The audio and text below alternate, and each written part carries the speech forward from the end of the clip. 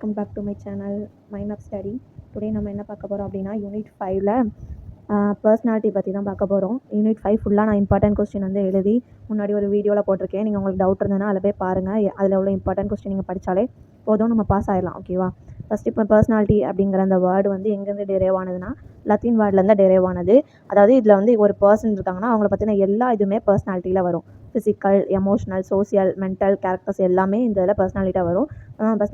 இதில் வந்து ஒரு ஃபங்க்ஷன் ஆஃப் அன் இண்டிவிஜுவல், ஒரு இண்டிவிஜுவலோட ஃபங்க்ஷனை வந்து இதில் கொடுத்துருக்காங்க. அப்புறம் அவங்க எப்படி திங்க் பண்ணுறாங்க, அப்படி அவங்க எப்படி ஃபீல் பண்ணுறாங்க, அவங்களுடைய பிஹேவியர் என்ன அப்படிங்கிறது எல்லாமே பர்சனாலிட்டியில் வரும். ஓகேவா? இதுக்கு வந்து நான் கில்ஃபோர்டு எழுதின ஒரு கோட்ஸ் வந்து கொடுத்துருக்கேன். இது ரொம்ப முக்கியமான கோட்ஸ். ஆனால் பார்க்குறதுக்கு பெருசாக தெரியுமே தவிர ஆனால் ஈஸியாக தான் இருக்கும். இது கண்டிப்பாக படித்து எழுதுங்க. ஓகேவா? அப்புறம் அந்த பர்சனாலிட்டியோட கேரக்டர்ஸ் என்னெல்லாம்? பர்சனாலிட்டி அப்படிங்கிறது நம்ம வந்து செல்ஃப் கான்சியஸாக இருக்கும்போது தான் அது நம்ம வந்து இருக்கும், அக்வயர் ஆகும். அப்புறம் இது வந்து ஹெரிடிட்டி அண்ட் என்விரான்மெண்ட். நம்ம பர்சனாலிட்டிங்கிறது முன்னாடி நம்ம ஆன்செஸ்டர்ஸோட கேரக்டர்ஸ் கூட இருக்கலாம், இல்லாட்டி நம்மளோட சுற்றி உள்ள என்விரான்மெண்ட்லேருந்து கூட நம்ம பர்சனாலிட்டி வந்து வரலாம் அப்படின்னு சொல்லியிருக்காங்க. இதை வந்து நமக்கு ஏற்ற மாதிரி நம்ம இதை அட்ஜஸ்ட் பண்ணி மாடிஃபை பண்ணிக்கலாம் அப்படின்னு சொல்லியிருக்காங்க. அப்புறம் இது வந்து யூனிக்காக இருக்கும், அதாவது ஒவ்வொருத்தங்களுக்கும் ஒவ்வொரு மாதிரி இருக்கும். ஓகேவா? அப்புறம் டைப்ஸ் ஆஃப் பர்சனாலிட்டி 2 டைப் இருக்குது. என்னென்னா இன்டர்னல் பர்சனாலிட்டி, எக்ஸ்டர்னல் பர்சனாலிட்டின்னு 2 டைப் இருக்குது. இதெல்லாம் எதுக்குன்னா அடுத்து நான் இந்த லெசனில் 2 கொஸ்டின் எழுதி சொல்லியிருக்கேன். ஃபேக்டர்ஸ் இன்ஃப்ளூயன்சிங் பர்சனாலிட்டியும் ஃப்ராய்டோட சைக்கானாலிட்டிக் தியரியும். அதுக்கு நம்ம டேரெக்டாக அது மட்டும் எழுதுனா நல்லா இருக்காது. அதனால் இதை நீங்கள் எக்ஸ்ட்ரா பாயிண்ட்ஸாக வந்து ஆட் பண்ணிக்கோங்க 2 கொஸ்டினுக்கும். ஓகேவா? அப்புறம் தியரிஸ் ஆஃப் பர்சனாலிட்டியோட தியரி வந்து 3 டைப் இருக்குது. Type approach, trait approach, type cum trait approach. ஓகேவா? அந்த 3 டைப்ஸும் இருக்குது. அப்புறம் இதோட approaches and methods of assessing personality, நம்மளுடைய பர்சனாலிட்டி எப்படி அசஸ் பண்ணலாம் அப்படிங்கிறதுக்கு 3 மெத்தட் இருக்குது. Subjective method, objective method, projective method அப்படின்னு சொல்லி 3 மெத்தட் இருக்குது. ஓகேவா? நம்ம நெக்ஸ்ட் என்ன பார்க்க போகிறோம்னா ஃபேக்டர்ஸ் இன்ஃப்ளூயன்சிங் பர்சனாலிட்டி தான் பார்க்க போகிறோம். ஃபஸ்ட்டு ஃபேக்டர்ஸ் இன்ஃப்ளூயன்சிங் பர்சனாலிட்டியில் வந்து 3 ஃபேக்டர் இருக்குது. Biological factor, sociological factor, psychological factor.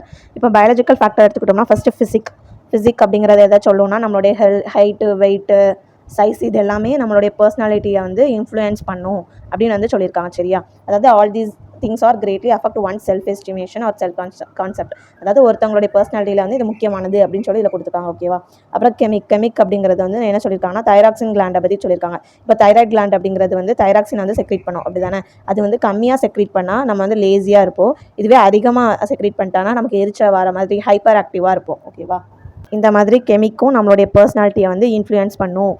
அது வந்து கரெக்டான ரேட்டில் இருந்தால் தான் நம்மளுடைய பர்சனாலிட்டி வந்து கரெக்டாக இருக்கும். இல்லை கொஞ்சம் டிக்ரீஸோ இன்க்ரீஸோ இருந்தால் அதில் வந்து நம்ம பர்சனாலிட்டி வந்து டிஃபிஷியன்சியாக தான் இருக்கும்னு கொடுத்துருக்காங்க. ஓகேவா?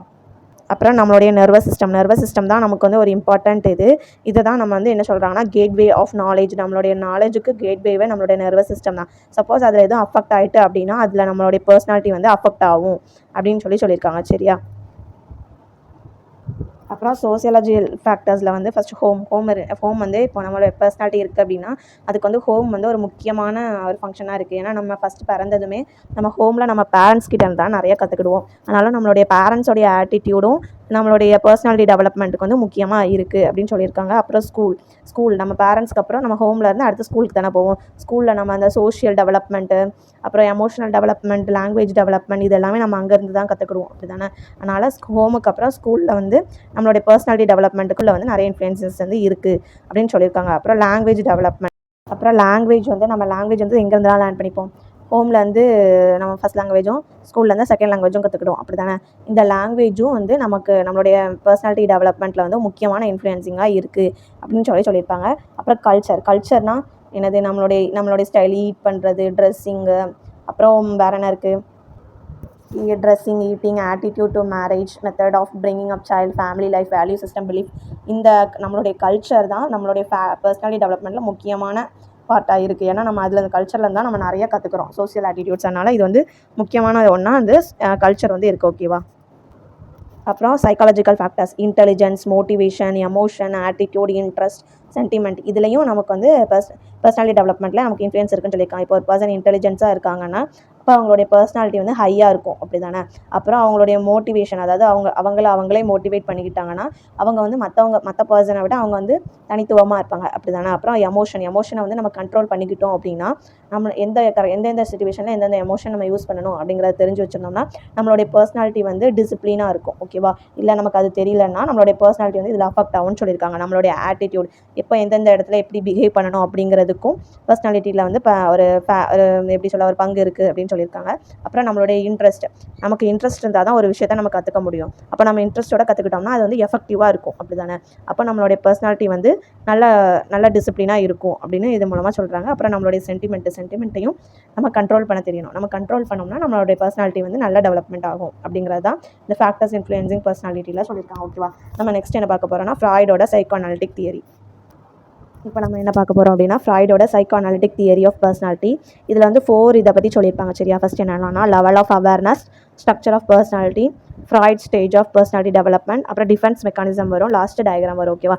இந்த இதுக்கு நீங்கள் டயக்ராம் வந்து கண்டிப்பாக போடணும். நான் அந்த பிக்சர் உங்களுக்கு இதில் காமிக்கிறேன். அந்த டயக்ராம் வந்து எப்படி இருக்கும்னா ஒரு ஐஸ் ஒரு வாட்டருக்குள்ளே இருக்கிற மாதிரி, ஐஸ் கட்டி வந்து அதில் இருக்கிற மாதிரி கொடுத்துருப்பாங்க. அதாவது இந்த டைட்டானிக் மூவியில் அந்த படகு ஒரு இதில் மோதி அந்த ஒரு ஐஸ் கட்டியில் மோதி தானே நிற்கும், அந்த இதை வந்து கொடுத்துருப்பாங்க. அந்த ஐஸ் கட்டி இதை கொடுத்துருப்பாங்க. அது கூட நம்மளுடைய அந்த லெவல் ஆஃப் அவேர்னஸையும் ஸ்ட்ரக்சர் ஆஃப் பர்சனாலிட்டியும் அதில் கம்பேர் பண்ணியிருப்பாங்க. சரியா? அதாவது இப்போது லெவல் ஆஃப் அவேர்னஸ் அப்படின்னா என்னதில் வரும்னா கான்ஷியஸ், சப்கான்ஷியஸ், அன்கான்ஷியஸ், இந்த 3 வந்து லெவல் ஆஃப் அவேர்னஸில் வரும். இப்போ கான்ஷியஸ் அப்படிங்கிறது இப்போ நம்ம கரண்ட் தாட்ஸ், அதாவது நம்ம கரண்ட் கண்டென்ட், இப்போ நம்ம சுய நினைவாக இருக்கிறது வரும். இப்போ ஒர்க்கிங்கில் இருக்க மெமரி அப்படின்னு சொல்லுவாங்க. இதை வந்து நம்ம ஈஸியாக அசஸ் பண்ணிடலாம், ஈஸியாக தேவைப்பட்ட இப்போ உடனே நம்ம யூஸ் பண்ணிக்கலாம் அப்படிங்கிற மாதிரி. சப்கான்ஷியஸ் வந்து இப்போ கரண்ட்லி அவேராக இருக்காது, அதாவது இப்போ கரெக்டாக யூஸில் இருக்காது. இது வந்து தாட்ஸ், மெமரி இதெல்லாம் வந்து இதில் வரும். சரியா? சப்கான்ஷியஸில் வரும். அதே மாதிரி அன்கான்ஷியஸ்ங்கிறது நம்மளுடைய ஹிடன் ஃபீலிங்ஸு, நமக்கு ஆள் மனசுக்குள்ளே மற்றவங்கள்ட்ட சொல்ல முடியாமல் இருக்கக்கூடிய ஆசைகள், அதெல்லாம் வந்து எதில் வரும்னா அன்கான்ஷியஸில் வரும். இதை தான் அந்த ஐஸில் வந்து இந்த டயக்ராமில் கொடுத்துருப்பாங்க. ஃபஸ்ட்டு மேல் டாப்பில் உள்ளது வந்து கான்ஷியஸும், அதில் கொஞ்சம் வந்து சப்கான்ஷியஸும், டெப்த்தில் உள்ளது வந்து அன்கான்ஷியஸ் அப்படின்னு சொல்லி கொடுத்துருப்பாங்க. ஓகேவா? அடுத்து நம்ம என்ன பார்க்க போகிறோம் அப்படின்னா structure of personality. Structure of பர்சனாலிட்டியில் 3 இருக்குது: இடு, ஈகோ, சூப்பர் ஈகோ. ஓகேவா? இப்போ இட் அப்படிங்கிறது என்னென்னா அது வந்து ஒரு அனிமல் பிஹேவியர் மாதிரி, அது வந்து ஒரு ப்ளஷர் பிரின்சிபல். ஓகேவா? ஏன்னா அது வந்து என்ன நடந்தாலும் அது யோசிக்காது. அதுக்கு ஒரு விஷயம் வேணும் அப்படின்னா அதை மட்டும்தான் பார்க்கும். அதோட ரிசல்ட் என்னவா இருக்கும் அப்படிங்கிறத வந்து அது யோசிக்காது. ஓகேவா? அதனால் இட் வந்து ஒரு அனிமல் பிஹேவியராக உள்ளது.